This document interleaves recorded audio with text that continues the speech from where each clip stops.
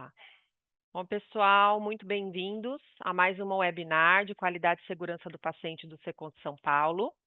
Um prazer imenso aí mais esse dia, né, essa manhã aqui com vocês. Agradeço muito aí a presença de vocês. É uma energia muito gostosa a hora que a gente abre aqui a sala e começa a ver, né, todas as mensagens aqui de vocês, esse carinho muito grande, né, esse espaço reservado na última sexta-feira do mês que nós temos aqui para falar um pouquinho dos temas, né, envolvendo qualidade e segurança do paciente em toda a corporação. Agora, nesse momento, nós estamos aí com 99 acessos únicos, mas sabemos, né, mais uma vez, que vocês devem estar com as salas de reuniões de vocês cheias, né, com as salas aí de treinamento cheia para poder prestigiar mais um tema tão importante da gente aqui, nessa manhã de sexta-feira. Sempre a última sexta-feira do mês, a partir das 9 horas da manhã, a gente está trazendo um tema relacionado à qualidade e segurança do paciente.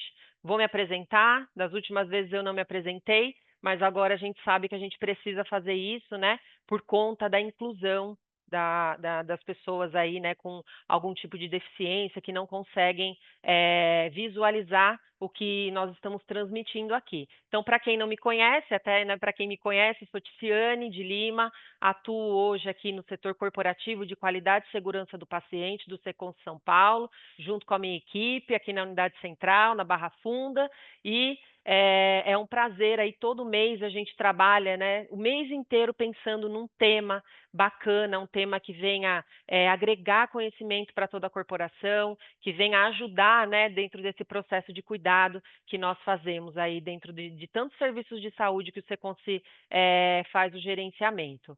Então, mais uma vez, vamos trazer aqui uma pessoa importante para falar um pouquinho com a gente de um assunto que é muito importante dentro do nosso sistema de atendimento, que é a parte de comunicação, né? Começamos aí com uma série de momentos com vocês, falando um pouquinho sobre compaixão, sobre atendimento, né, humanizado com os pacientes, e aí uma coisa vai puxando a outra, e achamos interessante a gente trazer um pouquinho mais sobre o tema de comunicação e segurança no cuidado, que é hoje o tema da nossa webinar, tá?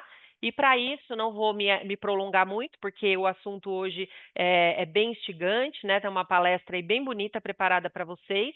Nós vamos trazer, acredito que grande parte de vocês já conheçam, a Melina Rizzi, coordenadora corporativa de treinamento e desenvolvimento do Secons, né, uma joia rara aqui dentro do Secons. É muito gostoso conversar com a Mel, né, sobre os assuntos aí de comunicação, comunicação efetiva, comunicação não violenta, e é muito, muito instigante conversar com ela, né, Mel? A gente acaba ficando horas, às vezes, preparando o conteúdo, pensando, mas acontece isso, vamos falar disso também. Então, eu tenho certeza que vocês vão gostar hoje da palestra que ela preparou.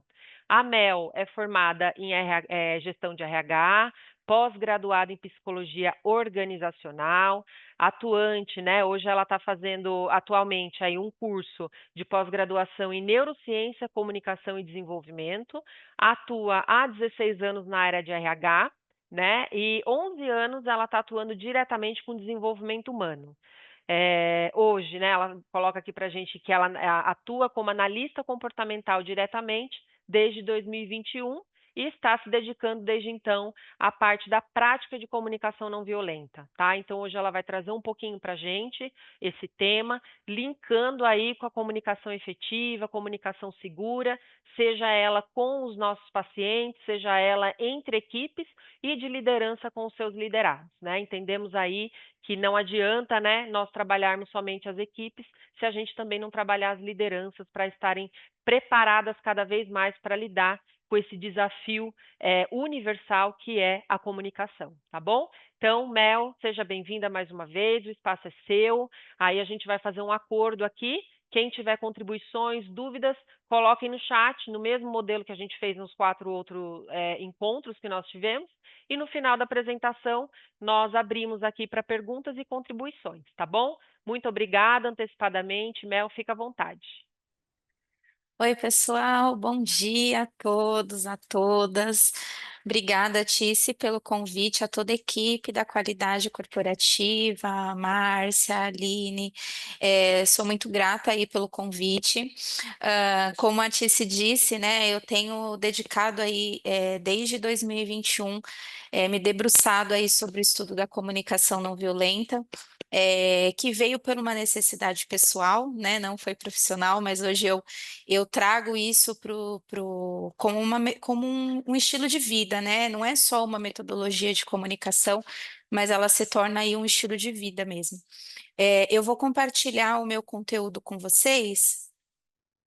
Espera só um instantinho.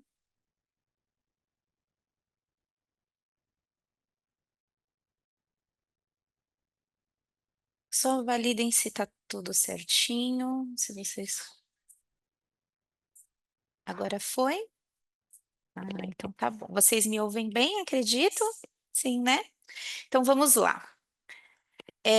A Tícia então disse, né, que o nosso tema hoje é para falar sobre comunicação, e aí de trazer essa comunicação não violenta também, né, que aí a gente vai se aprofundar um pouquinho nela, mas como um processo de segurança mesmo, no cuidado com o paciente, né? Então toda a minha fala, ela vai ser aí para este processo, né? Então a gente tá aí no dia a dia, a gente lida com esse paciente no dia a dia, mas eu também vou trazer esses outros pilares, né?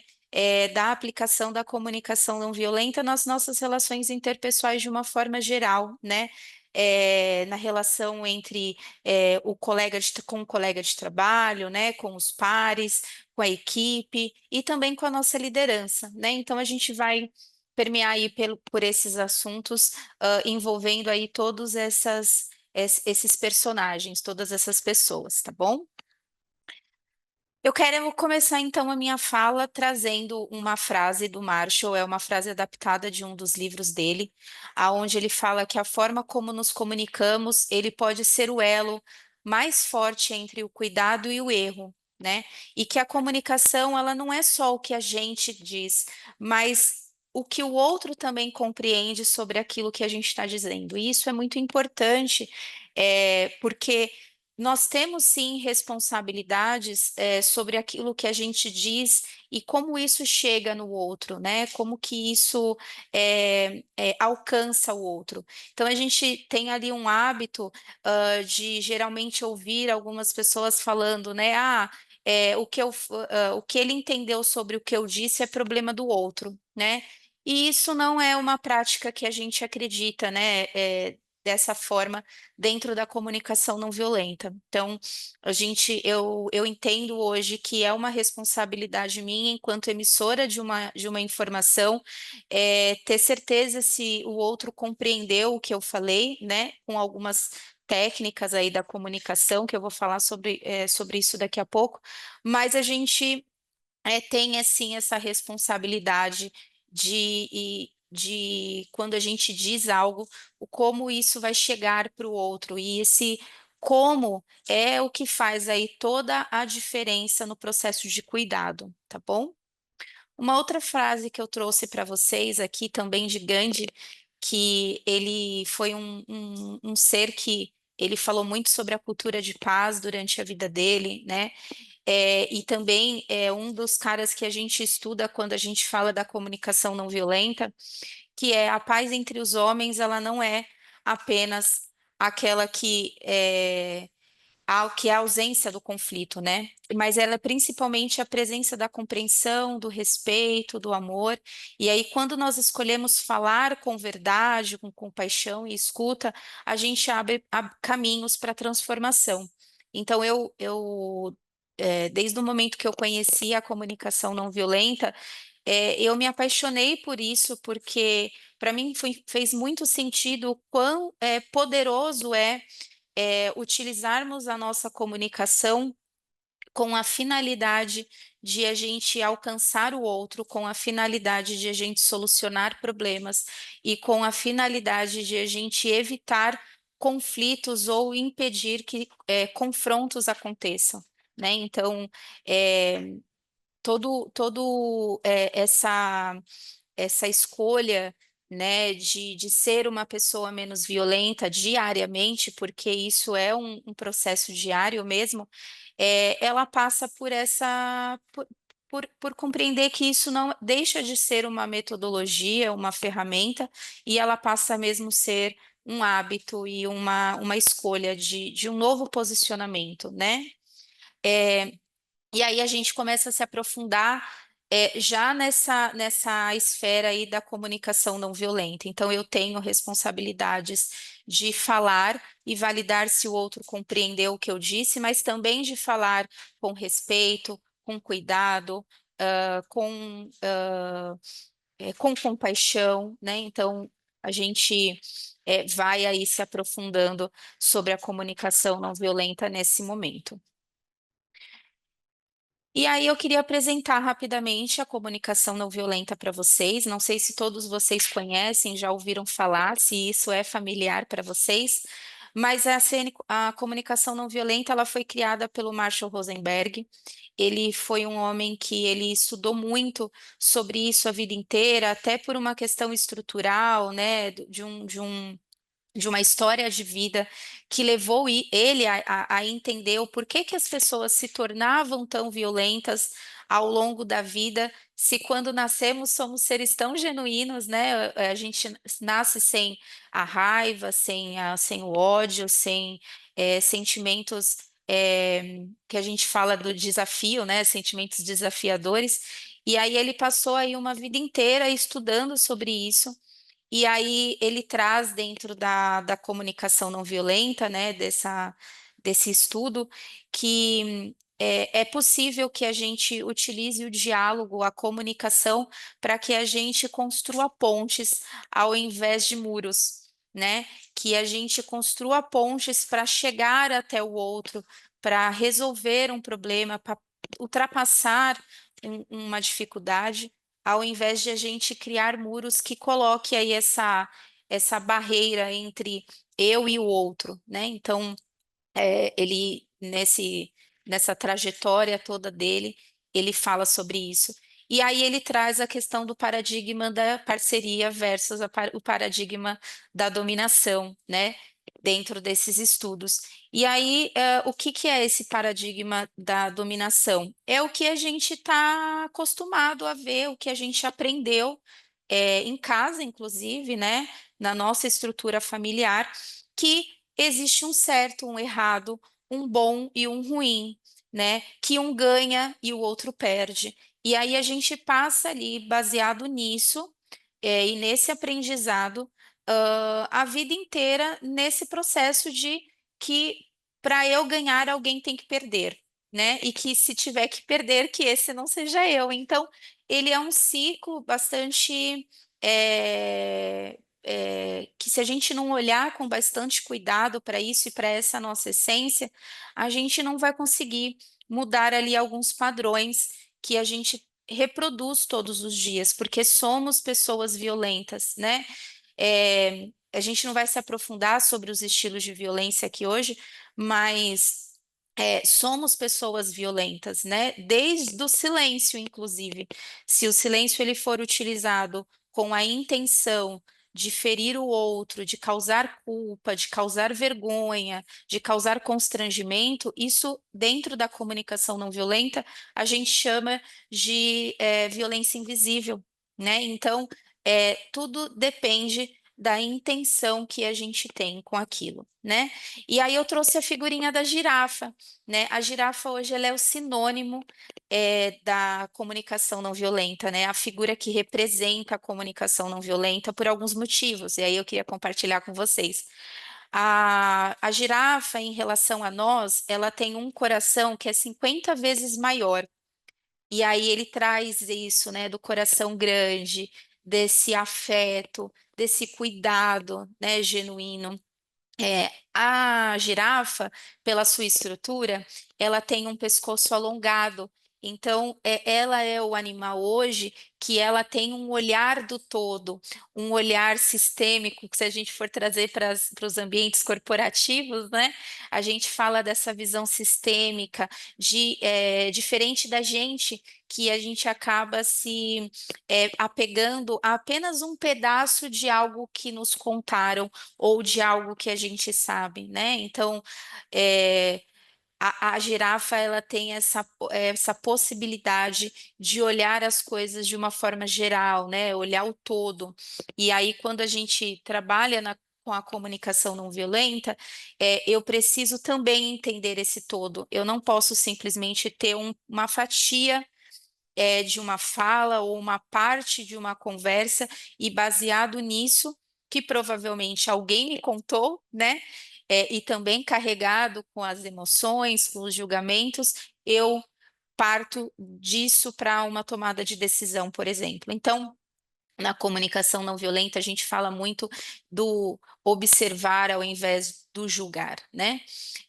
A girafa também, no processo dela de alimentação, ela se alimenta de algumas folhas no topo das árvores que ela possui alguns espinhos, é uma folha meio áspera. E nesse mastigar, ela acaba algumas vezes se machucando. E aí a gente trabalha a questão da resiliência, né? Porque dentro da comunicação não violenta, como eu disse, por ser um estilo de vida, um hábito, né? Uma mudança de hábito, de um padrão violento que a gente aprendeu e que precisamos começar a nos desprender disso, a gente também precisa começar a aplicar essa tal da resiliência aí que a gente ouve tanto, mas como que a gente trabalha com isso, né? É algo que me incomoda, algo que me fere, e como que eu ressignifico isso e aprendo com isso para fazer diferente, né? Não só para o outro, mas para mim também, para que aquilo não me fira mais, para que aquilo não me incomode tanto. Então, a girafa traz para a gente aí esse significado dentro da comunicação não violenta, tá bom? E aí eu queria falar agora sobre os pilares da comunicação não violenta, né? E aí eu não vou me aprofundar com muito detalhes nesses 4 pilares, até porque nós temos dentro do Seconseduca um treinamento introdutório sobre a comunicação não violenta, que também sou eu que faço a apresentação. Então, para quem daqui da sala não tiver assistido, convido vocês a consumirem esse curso dentro da nossa plataforma, tá bom? Mas de trazer aqui para uma apresentação para vocês que a gente tem ali a observação como um primeiro pilar, então é aquilo que eu vi, é o fato dado, né? É aquilo que eu estou vendo, ausentando o meu julgamento, né? Então eu tiro o meu julgamento daquilo que eu estou vendo. é, ou aquilo que estão me falando, né? Reconheço ali os meus sentimentos, então a gente, infelizmente, tem uma escassez de vocabulário quando a gente fala de sentimento. Muitos de nós não sabemos nomear os nossos sentimentos, né? É, Raríssimos são as pessoas que conseguem nomear com detalhes ali o que está sentindo, né? Então a gente.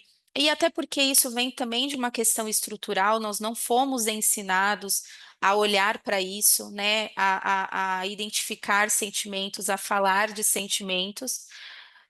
Tem ali o outro pilar que é a necessidade, então precisamos também olhar e conseguir identificar quais são as nossas necessidades diante de algo que me causou ali algum desconforto, né? E aí o Marshall ele traz que todo ato violento ele é a expressão trágica de uma necessidade não atendida. E isso é muito, para mim, isso faz muito sentido, né? Então, é, todo ato de violência, ele chega nesse fim porque internamente tem uma necessidade minha que não está sendo atendida, tem uns sentimentos dentro de mim que foram gerados e uma emoção que eu não consegui dar conta disso, e aí eu externalizo, né, de uma forma ruim, de uma forma violenta, tá? Seja ele de forma física, seja ela de forma verbal, e aí isso acontece, de uma forma, num ciclo vicioso mesmo, né? E o último pilar que fala sobre a formulação de pedidos claros. Então, é, nós precisamos ser claros naquilo que a gente quer do outro, né? Eu preciso ser clara para o outro daquilo que eu preciso que ele faça. Então, nas nossas relações de trabalho, a gente vê, infelizmente, isso muito deficiente, porque a gente quer que a pessoa faça algo, mas a gente não sabe dizer de forma clara, a gente não sabe dar detalhes daquilo que a gente quer, porque muitas vezes nem nós sabemos, né, o que queremos de forma clara. E aí fica no subjetivo. E aí essa subjetividade acaba atrapalhando, porque o outro vai ter que interpretar aquilo que eu necessito, né? Então, é, esses quatro pilares aí, eles são fundamentais para que a gente consiga no dia a dia é, trabalhar com a comunicação não violenta. E aí eu queria falar um pouquinho para vocês, então, sobre a comunicação em si, né? Sem entrar agora na CNV, mas existe dois pilares extremamente importantes para o processo de comunicar, né? De se comunicar, que é falar e escutar. Então, se eu não falo bem, e eu não estou falando de oratória só, tá? Se eu não me expresso bem, se eu não falo com clareza, o outro vai ter mais dificuldade para compreender aquilo que eu estou dizendo. Assim como se eu não escuto bem e se eu não me permito a escuta ativa, atenta e empática, daquilo que vem do outro, haverá ali uma grande dificuldade no processo de relação, né? Então, esses dois pilares para a comunicação, ele é extremamente importante, tá bom? E aí, falando ali de comunicação efetiva, né, e fluida, falar com clareza e ouvir com atenção é extremamente importante, né? Isso vai reduzir ruídos, né, dessa comunicação e, consequentemente, evitar esses conflitos, né, que possam surgir. Ele dá mais agilidade nas decisões, então eu não preciso que as conversas precisem ser repetidas, que reuniões precisam ser refeitas, né? Que ajustes e orientações precisam ser é, é, refeitas mesmo, né? Isso e que gere retrabalhos, né? E torna aí os relacionamentos mais saudáveis, né? Então, falar com clareza e ouvir com atenção, isso é extremamente importante, né? E aí a gente, pensando aqui no nosso espaço de trabalho, na nossa atuação, né? Como que a gente pode, em que momento que a gente pode, olhar para isso com mais cuidado? Por exemplo, as passagens de plantão, né? É um momento muito decisivo para a gente poder, por exemplo, testar o nosso processo de comunicação, de fala e escuta, né? É um momento que a gente sabe que é muito desafiador, é um espaço curto de tempo, e aí como que eu posso ser efetiva na minha comunicação com o outro para que a gente não gere erros futuros, né? Então, é, a gente traz ali na comunicação que o quanto mais claro e detalhista eu for da informação que eu for passar, é melhor. Isso não quer dizer que eu precise levar longos tempos, mas que eu use palavras-chaves, que eu use técnicas para eu poder ter certeza que essa mensagem chegou no outro. Então, dentro da área, por exemplo, da enfermagem, vocês têm ali uma ferramenta, né, de comunicação, que é o SBAR, né? Então, isso é um método, né, de comunicação, é uma ferramenta de comunicação que pode ser utilizada. Mas uma outra forma é, que é mais fácil, né, mais fácil no sentido de talvez ele dá mais rapidez para o processo, é de a gente validar com o outro o que ele entendeu sobre a mensagem que a gente passou, sobre a informação que a gente deu. E aí, numa troca, né, seria eu emito uma mensagem, né? E aí, quando eu terminar de falar, eu peço para que o outro repita o que eu disse, para eu poder garantir que esse outro compreendeu o que eu falei. Né? Então, existem aqui então algumas ferramentas técnicas e administrativas para que a gente consiga minimizar riscos de ruídos nessa comunicação, né? E também evitar, gente, uma coisa que é interpretação, né? Ontem eu estava dando treinamento em uma unidade e eu falei, né, falando também sobre comunicação, e eu falei sobre o óbvio. Gente, o óbvio não é universal. A gente precisa sair desse espaço de falar, ah, mas é óbvio isso, como que a pessoa não compreendeu? Ah, e é óbvio. O óbvio não é universal. O óbvio, ele está baseado, ele vai entrar na esfera da interpretação, da percepção do outro sobre aquilo. Então, se ele não teve clareza sobre o que você disse, se você não foi claro na mensagem passada, vai entrar na esfera da interpretação. E aí, cada um vai ter a sua. Né? Vai ter um ponto de vista diferente, vai ter uma experiência de vida que leve a ele ter essa interpretação. Então, para que a gente não entre nesse espaço, a gente precisa ser o mais claro e detalhista possível naquilo que a gente precisa dizer para o outro, tá? É, uma outra parte que eu queria trazer aqui para vocês, que a gente precisa tomar um pouquinho de cuidado, é sobre a tal da assertividade, né? Assertividade é a gente dizer o que a gente pensa, mas com respeito, né? É a gente defender, sim, as nossas ideias, mas sem sermos agressivos, né? E é sim que a gente promova o alinhamento, mas que a gente crie um elo de confiança com essas pessoas que a gente está em troca, em comunicação, né?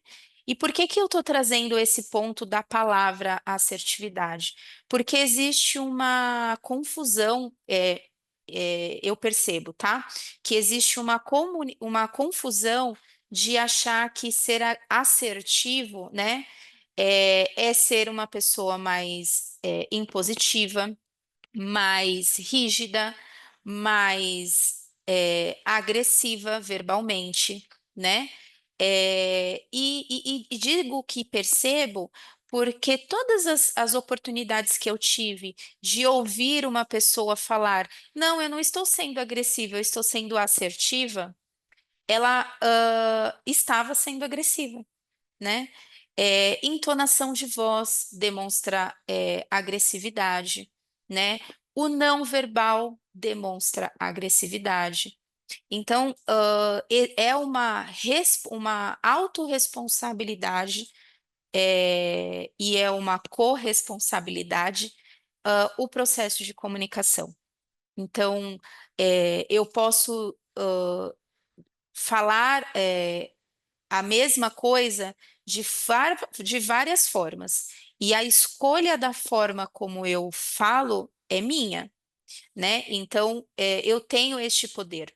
Então, eu decido se eu falo de uma forma mais impositiva, mais agressiva ou mais amedrontadora, ou eu falo de uma forma mais cuidadosa, mais respeitosa, mais pacífica, né?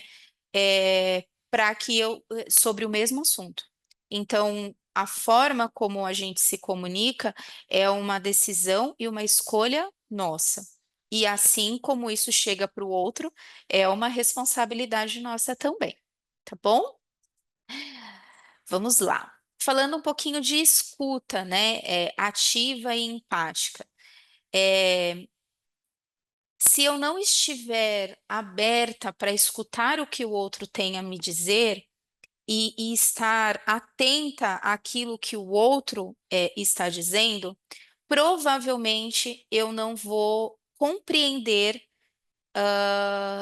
o que o outro disse. Existe uma grande diferença entre o ouvir e o escutar.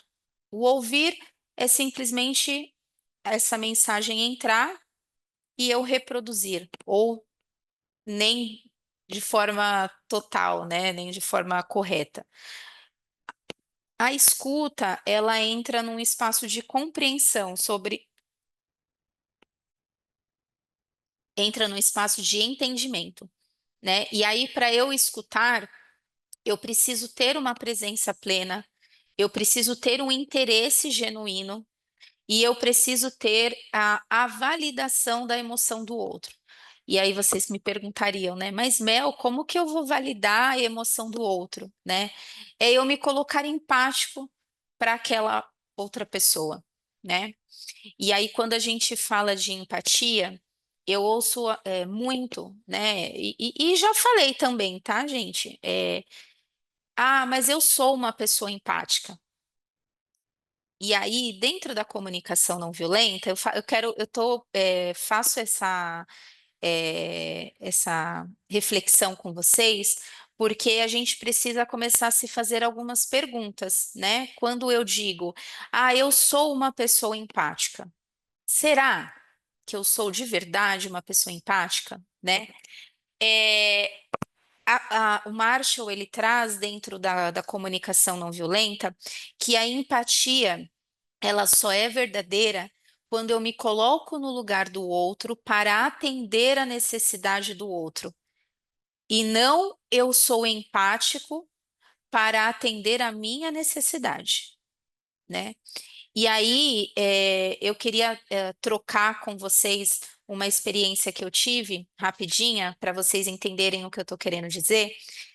Alguns anos atrás, quando eu não estava aqui no Seconce, entre essas idas e vindas, né? Quem me conhece sabe, eu trabalhei num RH de uma outra empresa e foi logo no começo da pandemia, ali no primeiro ano lá, que nós estávamos numa situação bem complicada.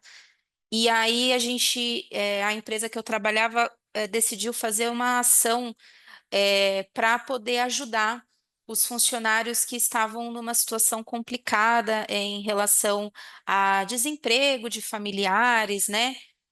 Para ajudar com cesta básica, com a forma que fosse possível. E aí ficou na minha incumbência fazer isso. E aí na minha cabeça eu falei, não, vamos é, conversar com os colaboradores, né? A gente tinha um colaborador que estava numa situação bem complicada, e aí eu conversei ali com os colaboradores, todo mundo topou, vamos ajudar, vamos juntar dinheiro, vamos fazer cesta básica, vamos comprar alimentos, vamos deixar ali a geladeira dele recheada, a despensa dele recheada de alimento, porque é isso que ele precisa. E assim foi feito, né? Eu fiz todo aquele movimento, eu fui lá, fui no mercado, juntei uma galera e um dinheiro, inclusive, para fazer isso, né, com a equipe. E aí a gente foi fazer a entrega dessas compras, né, desses mantimentos. E aí, quando a gente chegou lá na casa dele, ele nos recebeu. Ele ficou surpreso, sim, porque ele não imaginava, mas no semblante dele me pareceu que ele não estava contente, né? E aí aquilo me causou uma estranheza, porque o não verbal dele falou muito forte, e eu fiz essa leitura rapidamente. Essa leitura não foi boa, porque o não verbal dele estava bastante forte, e isso também me gerou ali alguns sentimentos, né? E aí a minha necessidade de reconhecimento, de também gritou, né, no sentido de ele não está sendo agradecido, e aí isso para mim me gerou ali várias coisas. E aí um dos nossos colaboradores que tinha ido para fazer a entrega foi até esse funcionário e falou para ele, você ficou feliz, né? Como que você está se sentindo, né? A gente fez isso para você ficar bem, né? E aí ele falou para mim, se vocês tivessem me perguntado o que eu precisava, eu teria dito para vocês que eu preferia, ao invés dessa comida toda, que vocês me dessem esse valor em dinheiro, porque já é o terceiro mês que a minha que eu não pago a minha conta de luz e eles vão cortar. E esse monte de mantimento que vocês trouxeram, inclusive tinha coisas perecíveis. Ele falou, vai estragar, porque eu vou ficar sem energia. E quando isso me chegou, foi muito. Eu entendi ali o que era ser empático, entendendo a necessidade do outro e não a minha.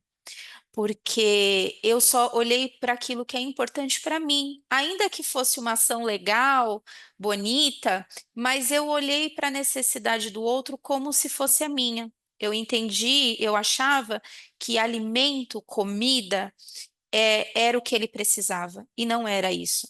Então, utilizando desse meu exemplo, eu queria dizer para vocês que é muito difícil a gente dizer que nós somos empáticos, porque na totalidade talvez a gente não seja, né? Então eu estar aberta para olhar para o outro, para compreender a emoção do outro e para eu ter esse interesse genuíno pelo outro.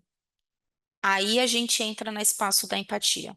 Caso contrário, é só eu sou empático para atender talvez uma necessidade minha, né? Então, é, a gente precisa falar muito, eu ouço muito, se fala muito de empatia, de empatia, de empatia. Sim, a gente precisa falar, inclusive para corrigir quem se acha muito empático, mas que às vezes não parou para perceber se essa empatia ela realmente é para o outro. Vamos lá. Queria falar agora um pouquinho com vocês sobre como que a gente pode ali usar a comunicação não violenta nas relações profissionais, né, de saúde com o paciente, né, da saúde do paciente. E aí, eu trouxe esse ponto aqui, né, como um destaque, né, para a gente olhar com bastante cuidado para essa frase, que é sobre o cuidar com palavras que curam. Então, é possível que a gente cuide do outro usando palavras que vão gerar conforto para o outro. E aí, para isso, a gente precisa cuidar não é só do que a gente fala, mas principalmente do como nós falamos, né? Então, é, quando a gente cuida da forma como eu falo com o outro, é, eu reduzo, por exemplo, uma ansiedade e o medo de um paciente. Eu melhoro a adesão desse paciente ao tratamento.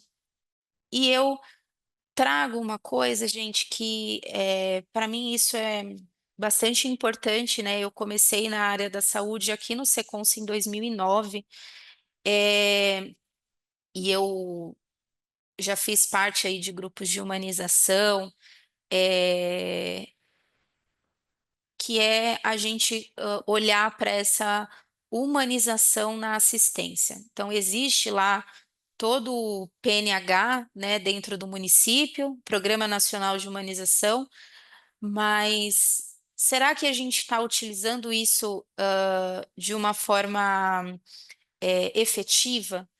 Porque não é só com o paciente, né? É também com o colaborador, né? E além de a gente falar sobre essa humanização, né, dentro do cuidado, né, da prática do cuidado, mas se a gente está colocando a nossa humanidade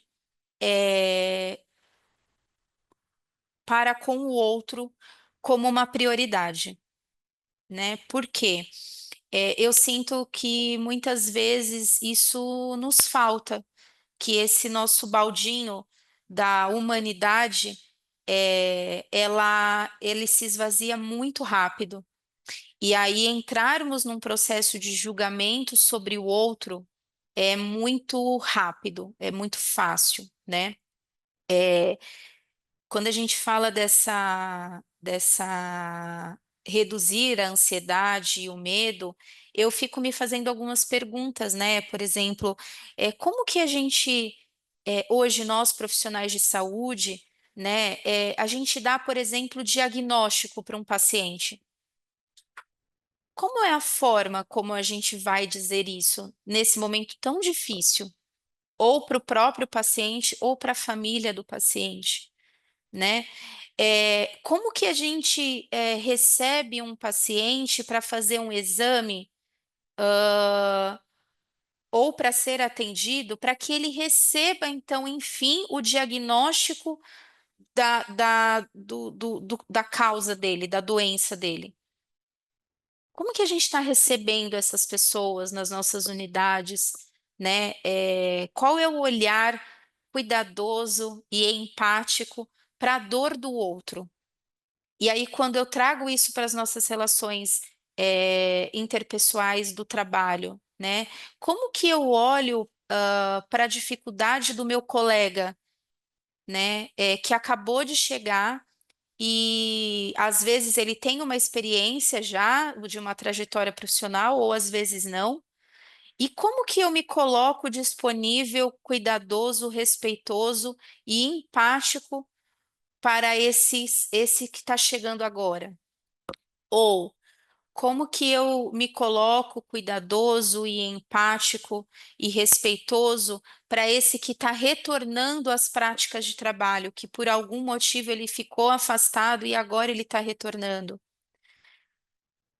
Como que eu, Melina, me coloco empática, respeitosa e cuidadosa para minha gestão, para minha liderança, né?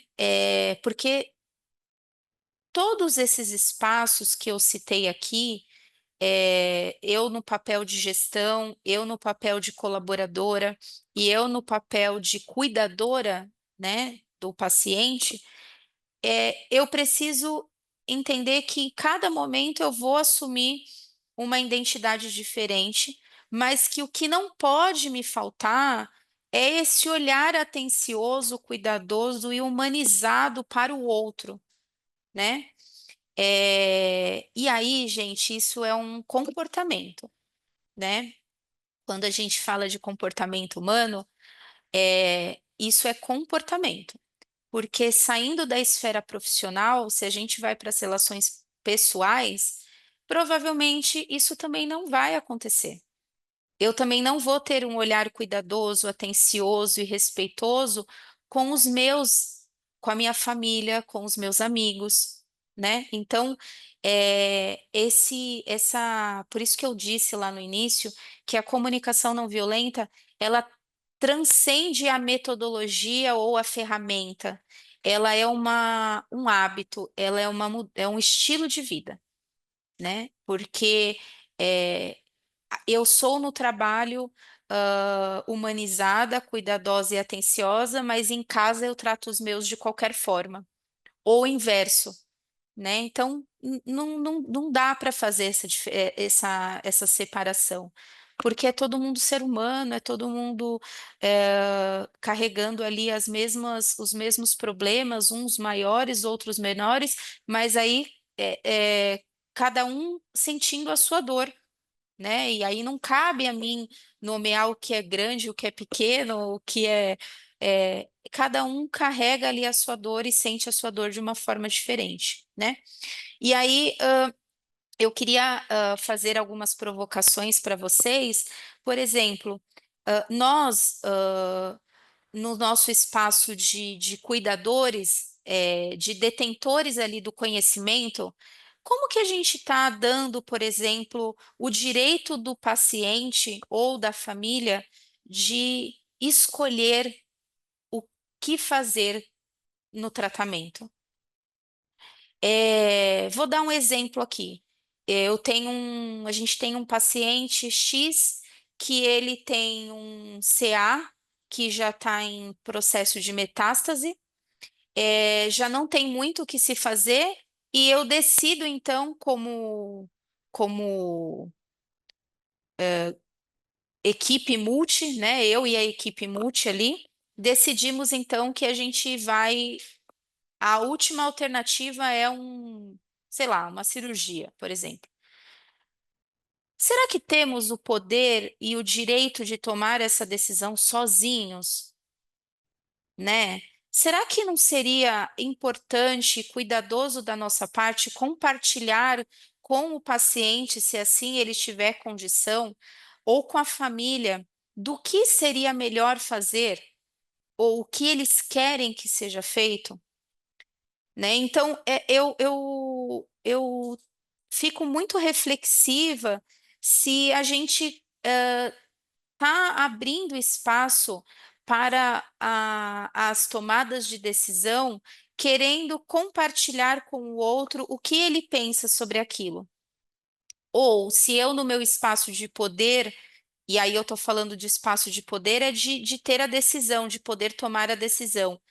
Se eu acabo determinando e decidindo o que eu vou fazer, sem compartilhar. Saindo dessa esfera do atendimento, trazendo isso para a parte de gestão, por exemplo, eu hoje num papel de coordenação, que eu sou líder de uma equipe, será que eu tenho realmente o direito, e o poder de tomar as decisões sem compartilhar com a minha equipe, sem abrir espaço de fala para a minha equipe me dizer o que eles pensam sobre aquilo? Né? E aí, o porquê que talvez a gente observa que não se abrem espaços?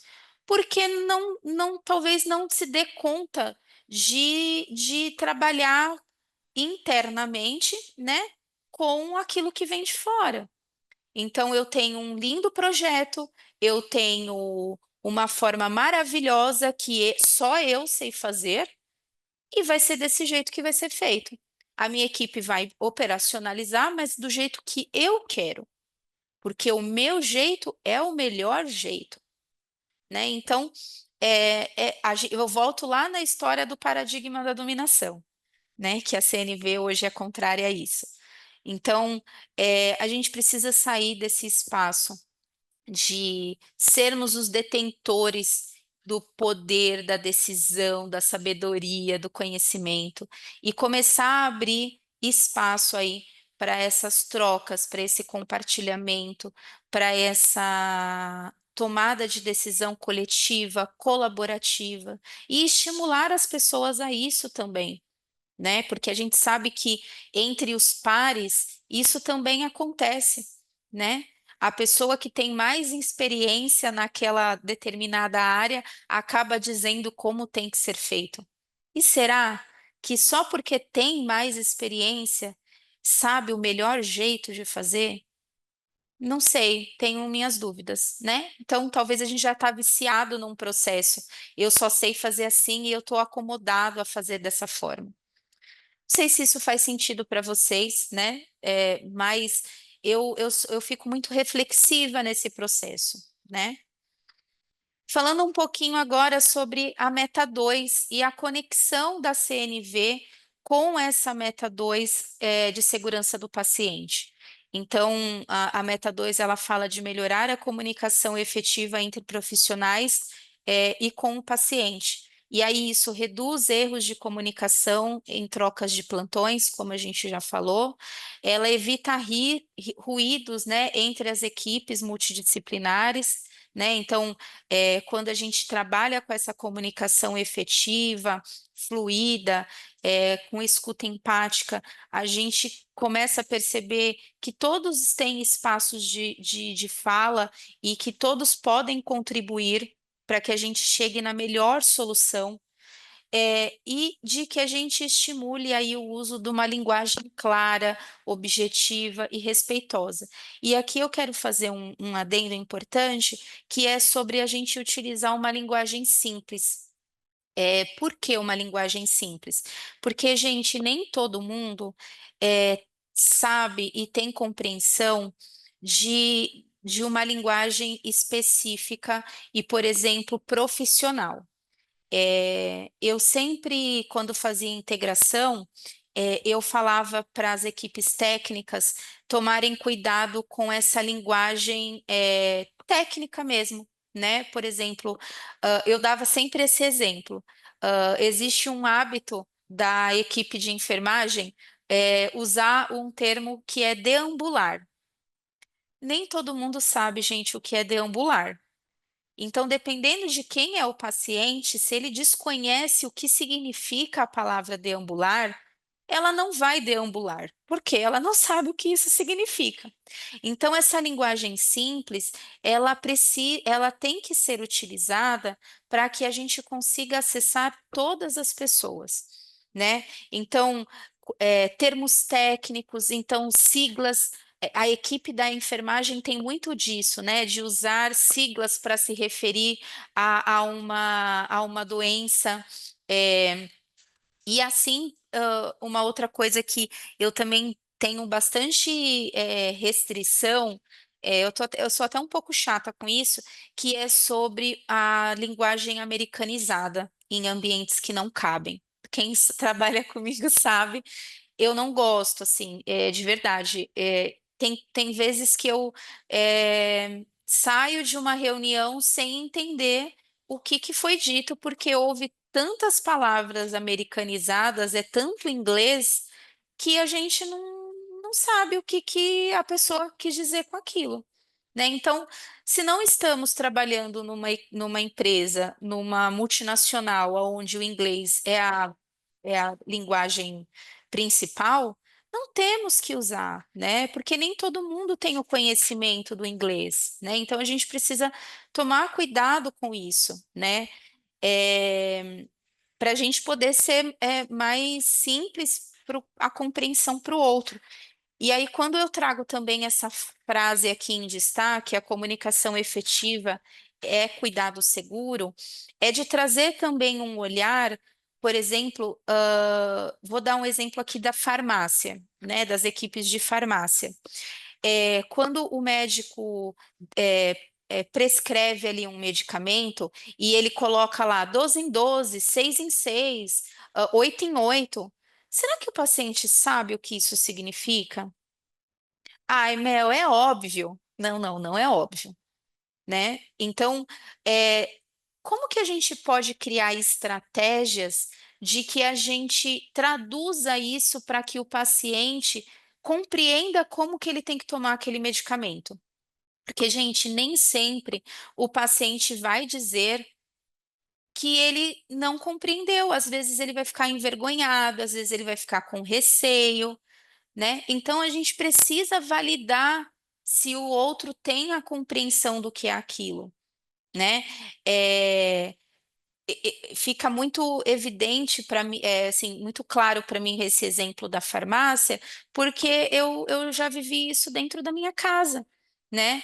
De eu ter ali no ciclo familiar essa pergunta, mas o que que é de 8 em 8? Que horas que eu tenho que tomar?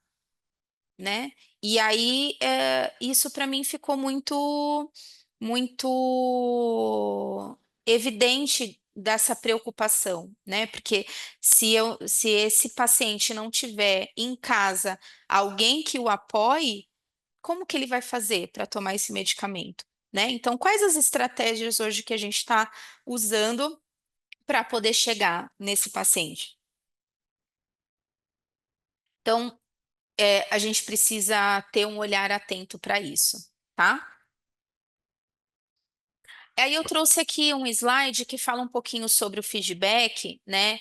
Porque nós fazemos feedback todos os dias. Eu não estou falando daquele feedback formal, não, tá? Do momento da avaliação de desempenho, que é o que estamos passando.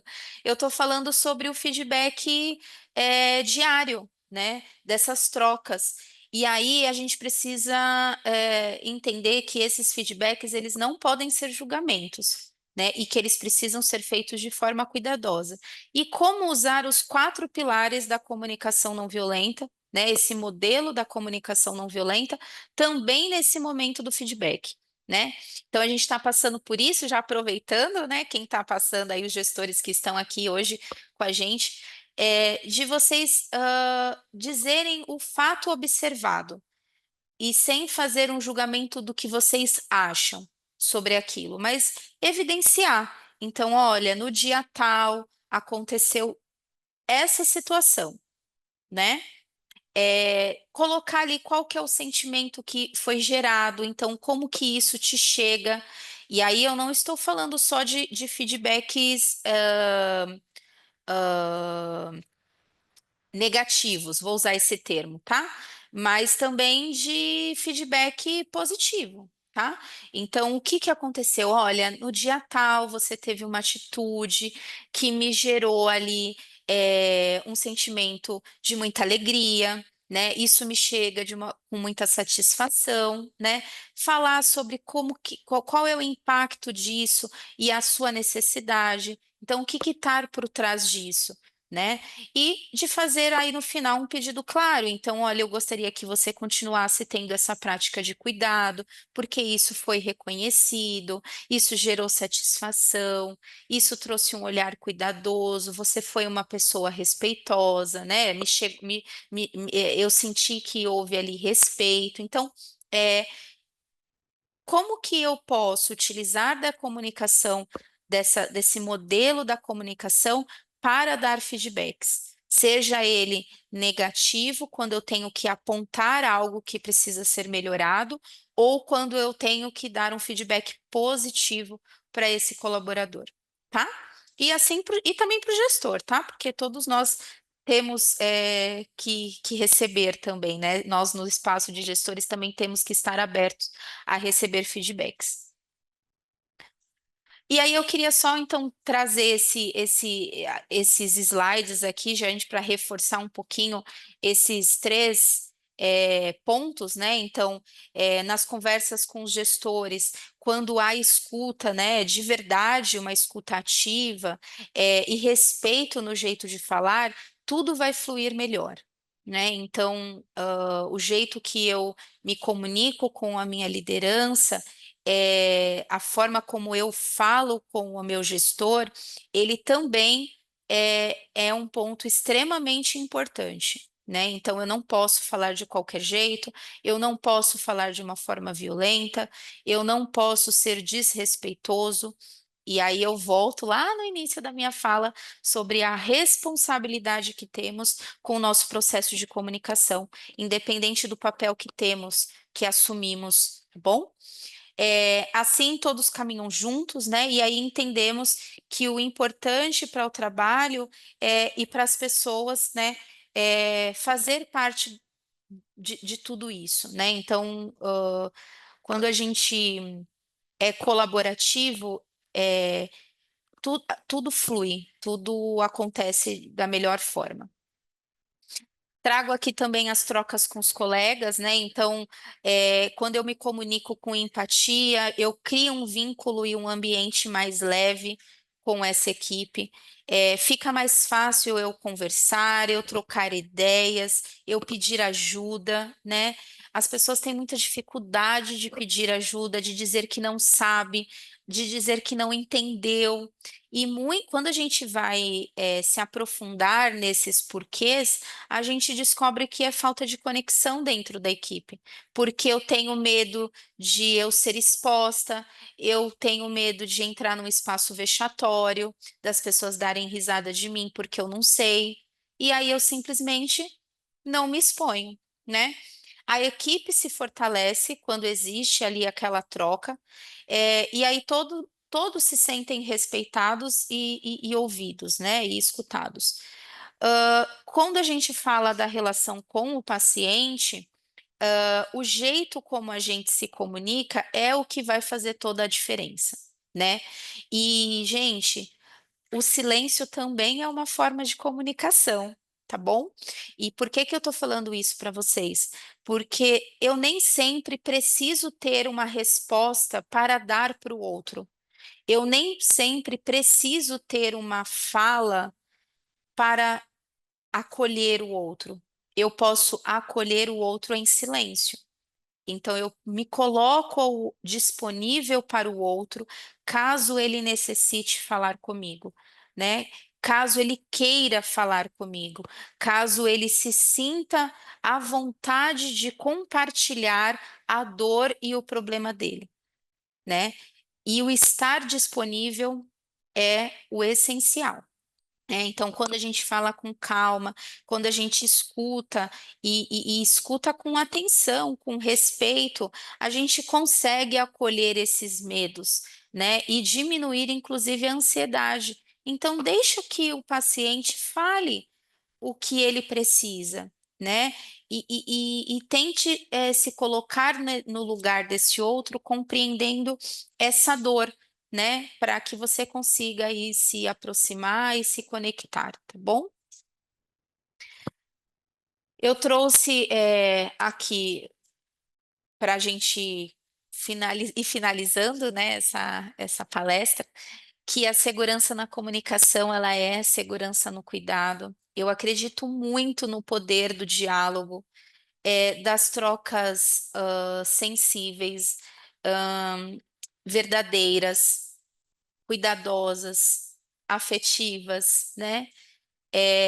Quando a gente se expressa com consciência e a gente escuta de verdade, a gente fortalece os vínculos, a gente evita erros e a gente cuida melhor do outro, seja esse outro quem for, meu colaborador, meu gestor, meu paciente, né? Eu mesma, né? Porque aí tem também o autocuidado, né? E é assim que a gente protege vidas, né? Então, com palavras que acolhem, escutas que conectam e atitudes que transformam. Então, é, eu acho importante, né? E quando a Tice e a equipe me fizeram o convite de vir aqui falar sobre comunicação não violenta, e no tempo que a gente tem, né? Eu tentei reduzir o máximo que eu pude, mas sem deixar de trazer pontos importantes para vocês sobre a comunicação, né? É, quando em alguns espaços que eu já estive, quando eu queria falar sobre comunicação não violenta, sobre a metodologia, principalmente quando eu comecei a estudar sobre comunicação não violenta, eu ouvia muitas pessoas falarem assim para mim: ai, Mel, mas isso é muito mimimi. Ai, eu não consigo ser assim. Ai, eu não sei. Ai, não, eu sou uma pessoa transparente, eu sou uma pessoa verdadeira. Como se você tivesse que deixar de ser transparente e verdadeira para utilizar a comunicação não violenta.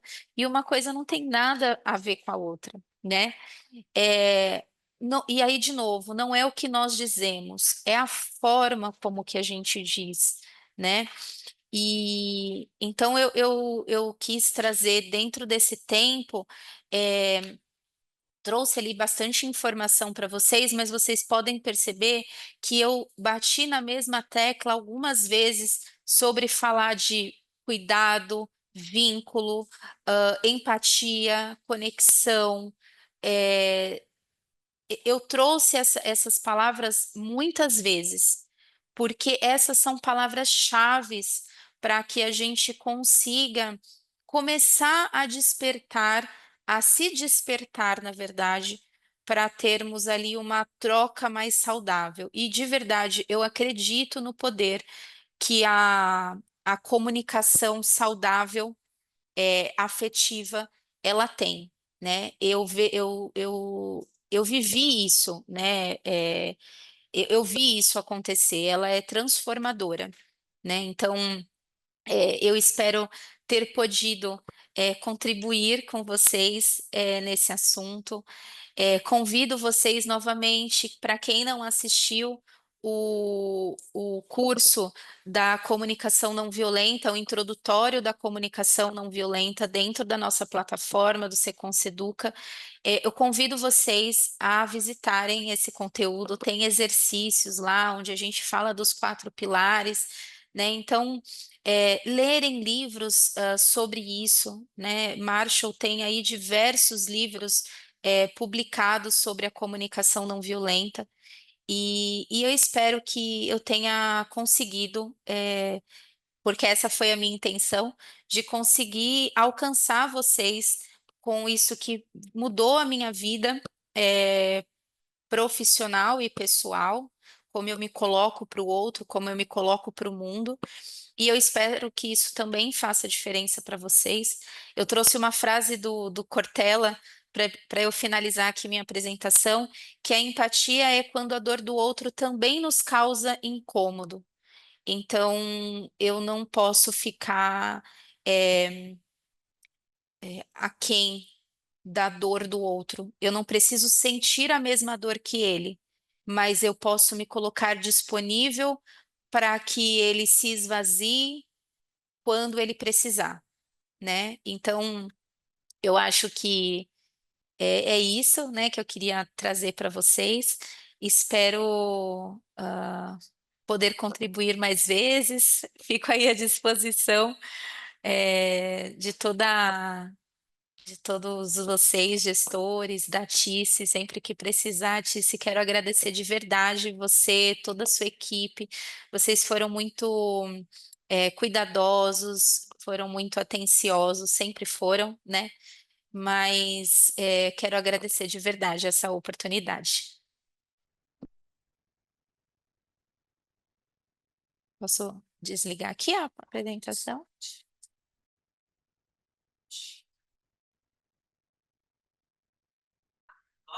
Está fechado, Tice.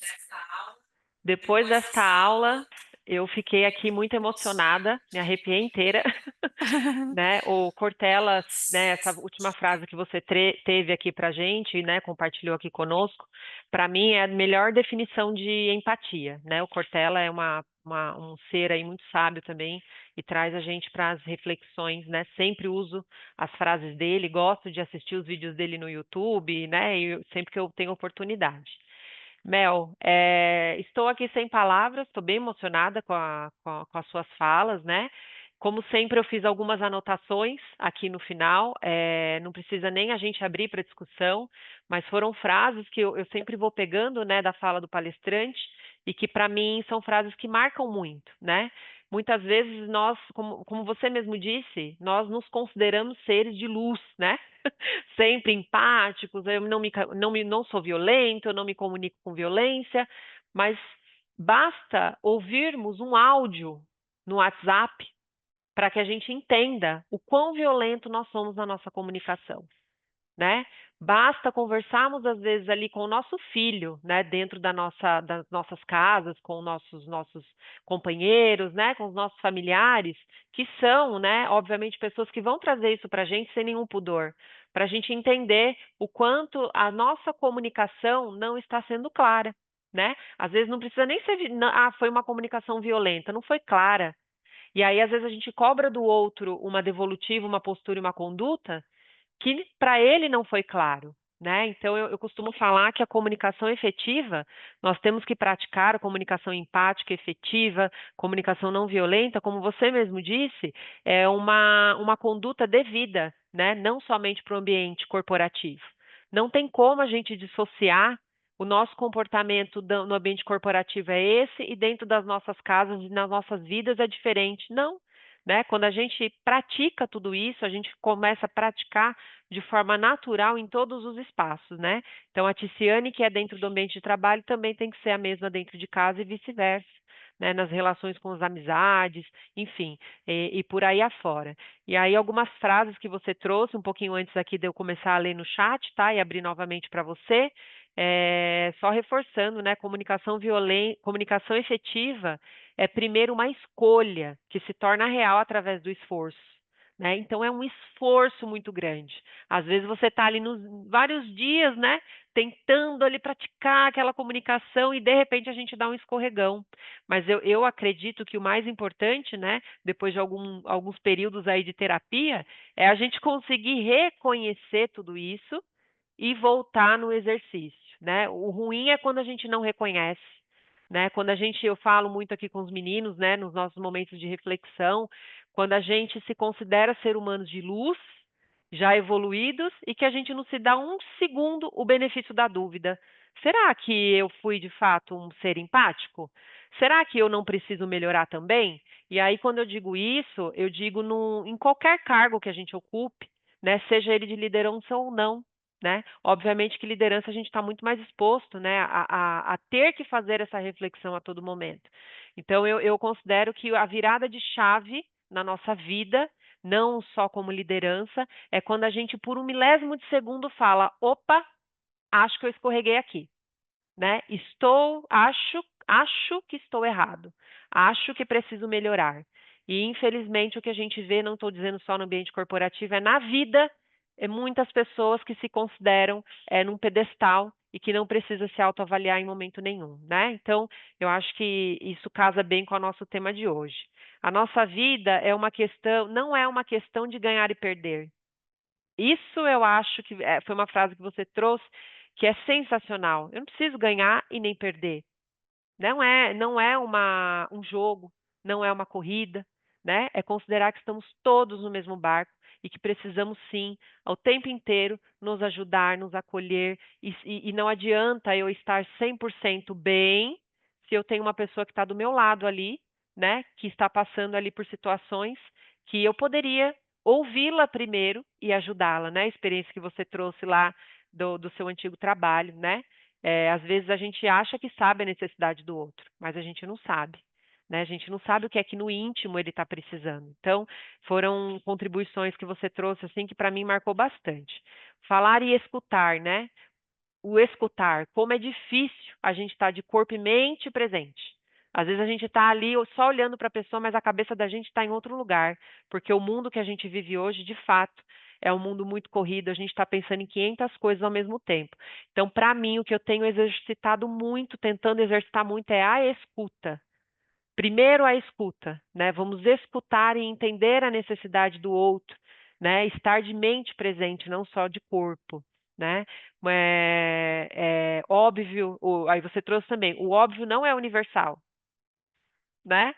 Isso é muito engraçado, né? O óbvio precisa ser dito, principalmente para a gente, né, que trabalha numa área que lidar com todas as outras áreas, né? Às vezes eu acho que algumas palavras são óbvias para todo mundo e não são. Hoje de manhã eu recebi um questionamento de um líder, assim, Ticiane, o que é gerenciamento de risco reativo? Eu coloquei no tema da reunião. Né? Então, assim, para mim é óbvio o que é gerenciamento de risco reativo. E aí eu parei e expliquei ali, né, o que é o reativo, o que é o proativo. E é uma liderança. E para ele está tudo certo, porque ele não é diretamente da área da qualidade. Né? Então, quem lidar ali com a qualidade, com o RH e essas áreas que acaba lidando com todas as outras, os outros todos os setores, né, da unidade, o que você trouxe, os termos técnicos, né? Não é porque a pessoa é um gestor de enfermagem que ele tem que saber fazer um mapeamento de processo. Não é a formação dele, né? E às vezes a gente acha que isso é óbvio e não é. Então, eu gosto muito dessa frase, né? Que o óbvio, ele precisa o tempo inteiro ser dito. Eu acho que minha câmera travou. Travou para vocês? Então, eu vou abrir de volta. Aí, voltei, né? Então, para finalizar aqui minha fala, CNV é um estilo de vida, né? Comunicação não violenta, comunicação empática, comunicação escutativa é um estilo de vida. E não, como a gente falou um pouquinho, não eu pratico CNV aqui e na minha casa não. Eu pratico na minha casa e aqui não. Então é um estilo de vida. Quando a gente muda de forma integral, a gente pratica de forma integral e a gente se policia de forma integral. Aqui eu aguento e na minha casa eu desconto. Não. Não pode, né? Então pratica aqui, pratica lá. Eu posso acolher o outro em silêncio. Foi uma fala que você trouxe também, que para mim é muito valiosa. Não preciso falar, né? Eu costumo dizer às vezes aqui brincando, as pessoas perdem uma excelente oportunidade de ficar quieta, né? Às vezes a gente acha, uma pessoa falece, aí você vai, ai, não chora, fica bem. Como não chora? O que ela precisa nesse momento é chorar. Então esteja só ali do lado para acolher. Né? Se for necessário, ela vai te pedir ajuda. Então, eu posso acolher o outro em silêncio, isso para mim também marcou bastante. E aí eu vou trazer aqui algumas falas do chat, depois a gente abre aqui para Mel, tá, Mel? Viviane Andrade, liderança que não prioriza uma comunicação clara põe a segurança do paciente em risco. Ótimo tema, ela coloca, com certeza, né? E aí a gente ressalta aqui que não somente a liderança, todos, né, é que estamos aí atuando, seja na área assistencial, na área administrativa, em qualquer lugar, precisamos trabalhar muito a nossa comunicação. O Fábio Lima, clareza na comunicação de fato é crucial para o alcance de bons resultados. É isso, seja na corporação, resultados em casa, né? Na nossa vida pessoal, então clareza na comunicação. E aí ele complementa: empatia está para além do termo. Ela realmente envolve pensar na realidade, na real necessidade do outro. Isso significa o cuidado. Muito bem colocado, Fábio, lindo. E aí ele fala mais um. Ah, não, aqui é a Fabiana Cândido. Como é importante o entendimento que o responsável pela mensagem precisa entender o receptor da mensagem. As formas de comunicação que vão atingir o outro, as formas de comunicação que vão atingir o outro. Pois é muito comum a fala, eu falei, mas o outro não entendeu. E o problema passa a ser do outro, da sua compreensão e não da minha forma de comunicar. É exatamente isso, Fabiana. Eu que falei, você que não entendeu. É uma frase bem famosa. Eu não sou responsável pelo que você entende. Sou responsável pelo que eu falo, né? Mas como foi que eu falei isso? Será?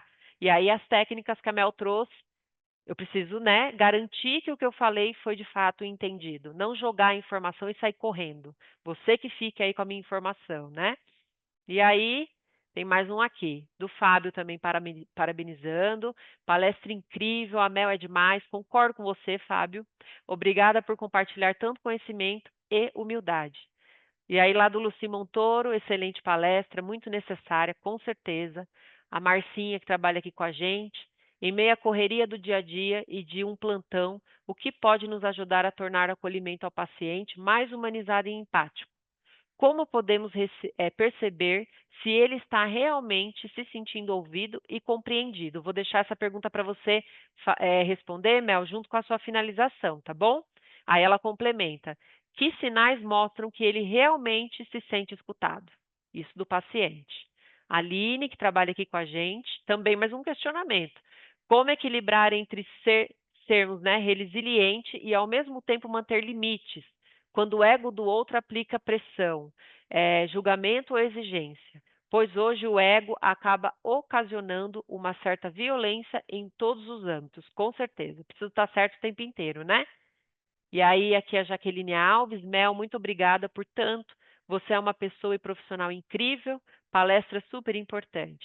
E aí, várias pessoas aqui parabenizando, tá? E aí, então, né, já são aqui quase 10h30.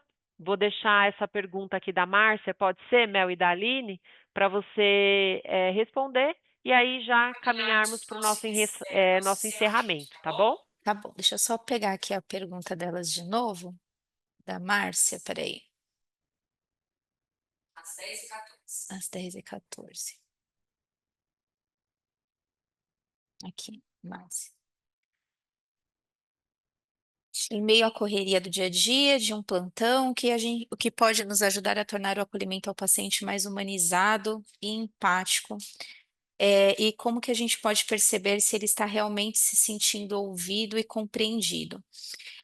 Esse não foi um dos temas, não foi uma das nossas abordagens aqui, mas que eu também acho extremamente importante, talvez pauta para uma próxima, que é sobre o nosso processo de autocuidado, e de um olhar crítico sobre como nós estamos, né? Eu falo que aquilo que eu levo para fora é aquilo que eu tenho dentro de mim, né? E aí, quando nessa correria nossa do dia a dia, seja ela num plantão ou em qualquer, né, outro âmbito, se eu não estiver bem, se eu não estiver completa e cheia de cuidado, de respeito, de compaixão comigo mesma, né? Provavelmente eu vou ter dificuldade para externalizar isso, né? É, a gente vê algumas durezas das pessoas na forma como fala, na forma como se comunica, e provavelmente essa dureza ela é interna também. né? Então, eu acho que uma das coisas que pode nos ajudar nesse acolhimento ao paciente de uma forma mais humanizada e empática é a gente estar se encontrando caminhos de se autorregular, de se auto, conectar, para que a gente não deixe que o externo impacte na gente, né? Que mude, por exemplo, o meu estado de humor, a minha forma de tratar as pessoas. Eu estava trocando esses dias, inclusive eu acho que foi até com a Tice, que eu falei, né? Na terapia, e a gente faz, né? Precisamos fazer. Terapia é importante para todo mundo. Eu falei para minha psicóloga. é, eu quero entender o porquê que a fala do outro me incomodou tanto, né? E ela falou assim, e aí ela falou, vou usar uma frase, Melina, que você usa, que é aquilo que o outro faz, fala sobre você ou para você é problema do outro. O que você absorve disso e aquilo que te incomoda é problema seu. Então, eu acho que a gente precisa ter uma prática interna também de autocuidado, de autorregulação, de autocompaixão e de autodesenvolvimento e conhecimento, que é a gente entender o que que vai nos deixar desconfortáveis diante do problema do outro, né? Será que aquela situação do paciente, aquela fala do paciente, aquela condição de saúde do paciente, por que que ela está me incomodando tanto? Por que que eu estou tendo tanta dificuldade de troca com esse paciente? Aonde isso me pega? E aí eu acho que esse processo de autorreflexão ele é muito importante e ele ajuda nesse processo do dia a dia, né? Por que que ah, aquele outro me causa tanto desconforto? O que tem nele que tem em mim que eu não estou olhando para isso?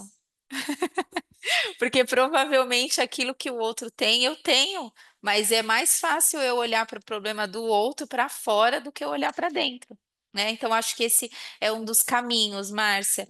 E como que a gente pode perceber se ele realmente está se sentindo ouvido e compreendido? Eu acho que é utilizando essa técnica de validação mesmo, é de você se colocar disponível para ouvir de forma atenta ao que o outro tem a dizer, né? É de a gente eu falei isso, acho que foi numa das reuniões que a gente teve para preparação do material, que a gente tem uma tendência de fazer perguntas assertivas para que o outro dê a resposta que a gente quer ouvir. Então eu falo assim: você entendeu? Porque a pessoa vai ficar sem jeito de dizer não, não entendi, né? Então, quando a gente abre e faz uma pergunta aberta para a pessoa, por exemplo, como você está se sentindo agora? Você abre um espaço para uma imensidão de retorno, uma imensidão de retorno, né? E poucas vezes a gente usa isso como uma estratégia. A gente opta pelas frases direcionadas. Tá tudo bem com você? Porque é a resposta que você quer ouvir. Tá tudo bem, né? Tá certo? Tá certo. Entendeu? Então você já direciona uma resposta daquilo inconscientemente, tá, gente? A gente já direciona a resposta do outro. Então, quando a gente faz perguntas abertas, né, de como o outro está se sentindo, como ele percebeu, como que você compreendeu, como que eu posso te ajudar? Eu posso te ajudar? Como? Né? E aí você abre. Então, eu acho que essa é uma forma que a gente pode perceber, mas precisamos estar disponível para isso. Tudo é disponibilidade e intenção também de querer ajudar, né? E a próxima pergunta qual é? Qual que é? A de baixo da Aline. Como equilibrar entre ser resiliente e ao mesmo tempo manter limites quando o ego do outro aplica pressão, julgamento ou exigência? Pois por limite, ele tem, a comunicação não violenta fala sobre isso, né? E esse colocar limite, ele também tem que ser uma forma respeitosa de fazer, né? Então, eu preciso dizer para o outro de forma clara que, por exemplo, eu não consigo, eu não tenho mais recurso interno, por exemplo, vamos pôr uma cena. Eu estou ali num debate, numa discussão com um gestor, é, de algo que eu preciso que ele faça e ele talvez não entenda que esse é o melhor jeito, né? Se nessa troca todas as minhas tentativas não deram efeito, então eu encerro essa conversa, né? Dizendo que talvez a gente precise falar num outro momento, porque agora a gente já não vai conseguir mais resolver, né? A gente já está numa emoção. Então, já entrou num espaço do ego, né? E aí não de falar sobre o ego, porque aí a gente vai estar também entrando num espaço de discussão e julgamento, mas de a gente dizer, olha, eu não tenho mais como debater com você esse assunto, né? Eu já expliquei para você de várias formas, talvez não houve ali não estou conseguindo ser clara no que eu preciso te dizer, então eu opto por a gente encerrar essa conversa agora e num outro momento, de uma forma mais tranquila, com a cabeça mais esvaziada, a gente volta a falar sobre este assunto. Né? Então, os limites, eles também têm que ser feito de uma forma clara, dizendo como você se sente, como isso está te afetando e o que você observou do fato em si, né? Eu acho que esse é um dos caminhos. E sim, o Aline, um amigo meu, ele fala que hoje em dia a gente faz gestão de egos. Não é gestão de pessoas. E é verdade, a gente faz gestão de egos. Mas dentro dessa gestão de egos também tem o meu. E aí, como eu estou olhando para o meu? Como que eu estou impondo o meu? Então a gente não pode esquecer disso. Acho Muito que bem é isso. colocado. E se você me permite, Mel, eu acredito que tudo isso, né, a gente é uma virada de chave na nossa vida quando a gente começa a trabalhar o autoconhecimento, né? É, Como eu falei, a gente não se acha violento, a gente acha que tudo que a gente fala está correto, tudo que a gente faz está correto, né? Então, eu acho que essa virada, quando você se dá esse benefício da dúvida e começa a se autoconhecer, se autoavaliar, é a virada de chave, né? Porque aí você vê que você também precisa melhorar, né? E aí a gente conversou um pouquinho quando a gente fez a validação da apresentação aqui com a Mel, a respeito do termo inteligência emocional, né? A Mel trouxe aí algumas informações novas que eu não tinha, que parece que o termo de inteligência emocional está mudando um pouco, mas independente do termo, existem cursos gratuitos muito bons de inteligência emocional, que eu acho que é aí que começa tudo, né? Porque a inteligência emocional, ela traz técnicas de autoconhecimento. Então, não tem como eu ser uma pessoa que age ali, né? Pensa muito antes de agir, que consegue ter o autocontrole, o controle ali das emoções antes de agir, se eu não praticar o autoconhecimento. Né? Então, acho que cabe aqui, né, um espaço, de repente, dessa indicação, né, para quem quiser começar, né, eu acredito, Mel, que tudo começa pelo autoconhecimento. Então, acho que fica, né, uma indicação aí de cursos de inteligência emocional, né, para praticar aí essas técnicas que vão trazer, quem sabe, essa virada de chave para a nossa vida. E aí, colocando o ego ali um pouco menos inflamado, né, do nosso lado. E aí, obviamente, o exemplo ele arrasta, né? Quando você está em uma discussão calorosa, de repente, é aquela coisa, né? Um aumentou a voz, aumento mais, aumenta a voz, e ninguém vai chegar em lugar nenhum. Então, no momento que eu faço essa volta para dentro de mim, né? Pratico aí essa inteligência, né? Com as minhas emoções. O outro também, obviamente, eu acho que ele vai se sentir nesse estado e nessa necessidade de ter o mesmo comportamento. Então, acho que, né, com isso a gente pode começar os nossos encerramentos, Mel. E aí, se você quiser fazer mais alguma contribuição de forma geral, tá bom? Fica à vontade. eu quero encerrar novamente agradecendo, né, o convite. Eu fico muito feliz de poder contribuir. É, como a Tice falou, a gente trocando, eu falei sobre a inteligência emocional, porque sou uma pessoa que eu sou muito curiosa para isso. Não era, né? Eu me tornei, mas eu vi esses dias um professor dizendo que a inteligência, a emoção não tem inteligência, então o termo correto seria inteligência comportamental. Mas como eu ainda não me debrucei sobre isso, e não estudei sobre isso, então, mas foi algo que me soou bastante, que fez bastante sentido para mim, né? Então, eu vou me aprofundar e quem sabe a gente não volte a falar sobre isso num outro momento, mas eu espero que tenha feito sentido, que desperte em vocês esse pensar de olhar com cuidado para o processo de comunicação de vocês, né? É, não é só falar bem, ter uma oratória adequada, mas é de a gente também ser cuidadoso na fala, na forma como nós falamos, de a gente ter, e não é de uma entonação de voz mansa, porque existe uma diferença entre ser pacífico e ser passivo, né? Dentro da comunicação não violenta a gente fala sobre isso, mas é de a gente ter compreensão sobre o outro, mas aí eu só consigo se eu tenho a compreensão de mim mesma. Então, o processo de autocuidado, como a Tice disse, ele é extremamente importante, autoconhecimento, autodesenvolvimento, e isso é uma das coisas que a gente não pode terceirizar, Tice. Isso a gente não terceiriza. Eu não posso dar para o outro a responsabilidade do meu processo de autodesenvolvimento, do meu processo de autoconhecimento. Então, aquela premissa do eu não sei, você não sabe, vamos correr atrás de aprender, porque hoje está tudo ali, disponível. A internet está ali, a tecnologia está aí, e lugar para procurar a gente tem, como estudar a gente tem, livros aí em abundância para a gente poder se ir se familiarizando com isso. Então, quero agradecer aí a todos vocês. Obrigado pelos retornos aqui no chat. Fico bastante feliz.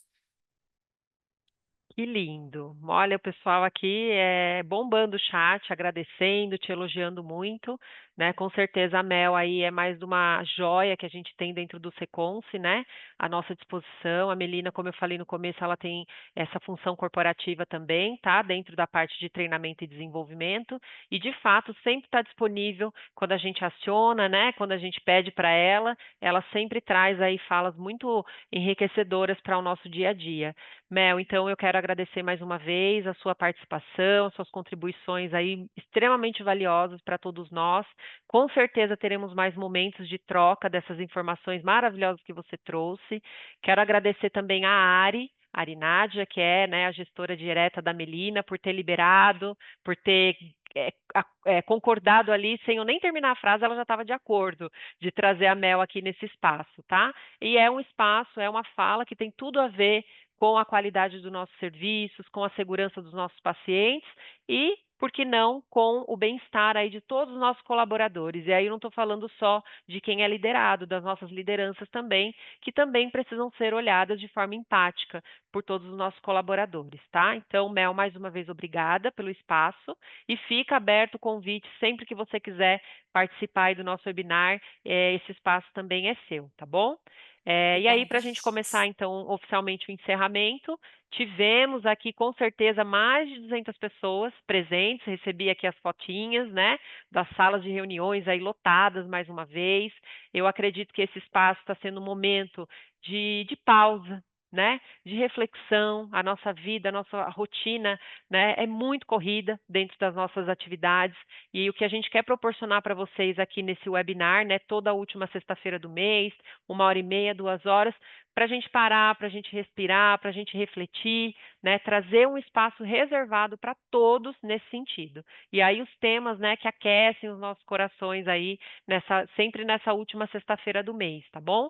Então, mais uma vez eu agradeço. Quero dizer a vocês que esse webinar também vai estar disponível lá no canal do Seconce no YouTube. Acredito que no máximo até segunda-feira.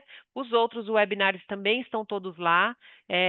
Curtam os nossos webinários, compartilhem, né? Isso faz o canal do Seconce aí crescer, a nossa corporação crescer cada vez mais, tá? Agradeço a toda a equipe corporativa que trabalha diretamente aqui comigo, que sempre fazem esse momento acontecer, né? Me ajudando aí nessas atribuições, a todas as equipes de qualidade e segurança do paciente, que estão diretamente aí nas unidades, tá? Muito obrigada. Se não fosse vocês aí também nas unidades, né, proporcionando que esse momento acontecesse, mobilizando as equipes, também não seria possível, tá? Então, fica a minha gratidão a todas as coordenadoras, os especialistas, os administrativos e os gerentes, né, executivos e todos os outros gerentes que sempre nos prestigiam, né?